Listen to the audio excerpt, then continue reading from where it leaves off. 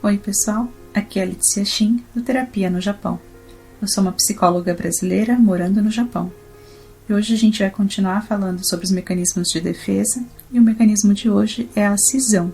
Cisão é muito simples porque é só você pensar em divisão, né? Cisão, partido ao meio, uma quebra, né? Então tem algo ali quebrado. Eu só vejo um lado, só lido com um lado da história, um lado da realidade, um dado da realidade. Eu só consigo perceber uma parte de cada vez, né? Então, digamos, quando a gente enxerga somente um lado da história, de uma situação, a gente só percebe um lado de uma pessoa. Geralmente, se você não gosta de alguém, você só vê os defeitos, as coisas ruins dela, né, dessa pessoa. Quando você gosta muito, você só vê o lado bom, né, só as qualidades, zero defeitos. Então tem uma incapacidade de um processo de integração, né? Integração, que é um modo mais maduro de ver as coisas, de lidar com tudo na vida, é quando a gente vê o lado bom e o lado ruim, qualidades, defeitos, os opostos, né? A gente admite que existem ali, né, duas partes, né, ou até mais, de uma pessoa, de uma situação, e na cisão isso não acontece. Porém, apesar da cisão ser considerada um mecanismo de defesa muito primitivo, né, e algo assim que não é nada sofisticado em termos de mecanismos de defesa, é algo que você encontra em todos os tipos clínicos. Então, em todas as personalidades, uma hora ou outra a gente vai se defender assim, a gente vai se perceber cindido, né? Então, quando a gente pensa nas questões políticas, por exemplo, você só vai ver coisa boa no seu partido, ou enfim, no lado que você defende. Você não vai admitir, é muito difícil para você admitir que tem defeitos ali também. Possam existir elementos para melhorar, né, para mudar. É muito difícil, né, a gente reconhecer também o bom do outro lado, né? Ali tem alguma coisa boa ali do outro lado, alguma ideia, a gente geralmente rejeita, né? E também nas nossas relações interpessoais, às vezes a gente não consegue enxergar que uma pessoa pode ter dois lados, que ela não é totalmente má ou totalmente boa. Existem muitos elementos que a compõem. Porém, muitas vezes a gente fica ou idealizando, porque a idealização anda de mãos dadas, né, com a cisão, e a desvalorização também, que são os dois opostos. Ou eu vou desvalorizar, diminuir, desprezar, né, uma pessoa, uma situação, um país, um partido, enfim. Ou eu vou idealizar, né, tudo vai ser do melhor, ali só vem coisa boa, né, dessa pessoa eu sei o que esperar. Nos dois modos a gente tem um jeito adoecido de lidar com situações, com pessoas. Quando nós estamos cindidos, né, quando nós estamos divididos, porque a gente está incapaz de lidar de maneira integrada, né, de maneira mais real, que é admitindo bom e mal, né, essa coisa da ambivalência que a gente sempre fala muito aqui. O ego mais fortalecido é aquele que suporta ambivalências. Então eu tenho que suportar, admitir que existem pontos positivos e negativos, construtivos, destrutivos, que tudo existe os dois lados, né? Então a cisão é um processo inconsciente, considerado um dos mecanismos de defesa mais primitivos que existem, né? Para Klein é uma defesa primitiva e é uma base para a nossa sobrevivência emocional, porque a Klein diz que a gente só consegue lidar com uma coisa de cada vez quando a gente é bebezinho. Então, você tem aquela fantasia, né, que o seio da mãe é bom, mas também tem o seio mau. Então, o mal, digamos que não vem ali alimentar o bebê no momento que ele chora, que ele precisa, né, no momento de maior necessidade. Então, ele tem essa percepção de algo ruim, algo mal, algo persecutório. E o seio bom é o que nutre, o que ampara, o que cuida, né? O que alimenta na hora certa, no momento certo, assim que a criança chorou, que precisou, na necessidade, a mãe aparece, né? E amamenta, ou com a madeira também. Mas o que é introjetado é essa experiência de gratificação, né? Do seio bom, que veio, alimentou, quer dizer, me deu aquilo que eu queria no momento certo. Nós precisamos desse mecanismo de defesa no início da nossa vida emocional. É assim que a gente consegue separar de prazer e desprazer, bom e mal, positivo e negativo, o que é seguro, o que é inseguro. mas também demonstra uma fragilidade egóica muito grande se a gente segue, né, em nossa vida adulta tendo este comportamento, né, que a gente não consegue integrar, né, ver algo por inteiro, né, a gente só olha para um lado da situação, só um lado da pessoa. A cisão anda de mãos dadas com a idealização e a desvalorização. É tipo aquela ideia de que quando você ama demais, você também odeia demais. Quando tem, né, uma cisão, é quando a gente não consegue ver qualidades e defeitos no mesmo objeto, numa mesma pessoa, né, numa mesma situação. A gente não consegue ver o lado positivo, o negativo, os prós e os contras, né, o que tem de bom, o que tem de ruim aí. Não consigo. Só consigo ver o que tem de bom. Ou só consigo ver o que tem de ruim naquilo, né? Isso a gente vê também na política, né? A gente tem os dois lados e às vezes vai ter esses momentos em que a gente vai estar cindido. Porém, isso denuncia uma fragilidade, né, do nosso ego. Um ego fortalecido, um ego mais maduro, consegue enxergar qualidades e defeitos nos dois lados, que é uma maneira muito complexa da gente ter que admitir a ambivalência, né? Que ninguém é feito de um lado só. E geralmente a pessoa que está cindida, tudo que é ruim está de fora também, ela projeta, ela utiliza já um outro mecanismo de defesa que se chama projeção. E na projeção você coloca para fora, né, tudo aquilo que você sente como desconfortável, como ruim, para você admitir que também faz parte de si mesmo, como a inveja, por exemplo.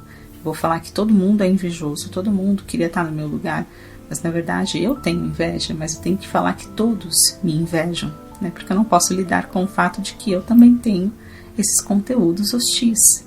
Na projeção falta um pouco dessa capacidade autocrítica de se perceber, porque o nosso ego ele precisa se proteger da angústia, que é fruto, né, é resultado dos nossos conflitos internos que a gente tem de não reconhecer esses conteúdos hostis, destrutivos, né, coisas ruins que nos pertencem, e a gente precisa atribuir ao outro, né, no mecanismo de projeção, porque é muito difícil admitir que a gente também tem algo destrutivo, né, algo tóxico. Então, esses traços que nós temos e não admitimos, eles acabam produzindo angústia. E isso é difícil de lidar. Então, a gente põe para fora, né, atribui ao outro, porque não pode ficar dentro, não pode me pertencer, né? Isso não é meu, eu não reconheço. Então, jogo para o outro e eu me protejo. Assim, a realidade fica mais aceitável. Não sei se vocês se lembram, não sei qual é a idade de vocês, mas tinha um programa que se chamava Escolinha do Professor Raimundo, passava acho que na Globo, e era do Chico Anísio. E tinha uma personagem lá que toda vez que aparecia um assunto, ela percebia de alguma forma com conotações sexuais, alguma, né, segundas intenções, enfim, né, um modo, ai que sujo isso que você falou, sei lá. Mas na verdade ela que via tudo assim, então ela jogava para o outro com aquela frase famosa, só pensa naquilo. Então é como se só o outro, ai, você só pensa naquilo, é como se sempre viesse dos outros a maldade, a malícia, o desejo, né, a sexualidade, o erotismo, tudo vem de fora, né? Eu não tenho isso, eu sou pura, casta, né, uma pessoa inocente, e você me traz esses conteúdos. Então era ali uma projeção que ela fazia, né, ela jogava em qualquer pessoa que tocasse no assunto que para ela, né, teve ali uma ambivalência, teve duplo sentido, imediatamente era isso, na frase, ai, você só pensa naquilo. Então jogava para o outro, mas às vezes ela que pensou, mas não pode admitir isso. Então na projeção, né, você põe para o outro, que assim você fica tranquilo, eu vou ficar na posição de pessoa nobre, casta, pura e pronto. Porque a gente funciona melhor quando a gente acredita que o ruim vem de fora, né, que o ruim não nos pertence, né, dá um certo alívio ali à realidade.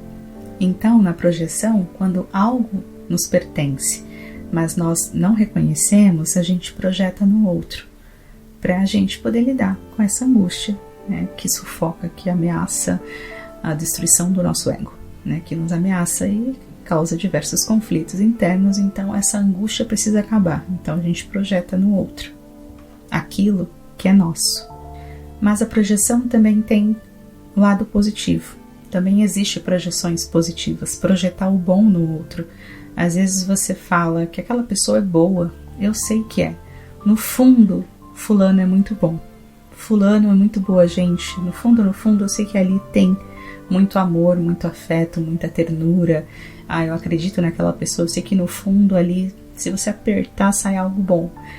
Mas, na verdade, eu posso estar jogando esse bom, que é meu, para que o mundo seja um lugar melhor, para que o mundo seja esse lugar de esperança ou seguro, né? Não, eu sei que eu estou segura, porque eu sei que no fundo é uma pessoa boa, não vai me fazer mal, né? Então eu jogo ali para o outro algo bom para que eu possa confiar nesse ambiente, nessa relação. Então às vezes eu projeto algo bom.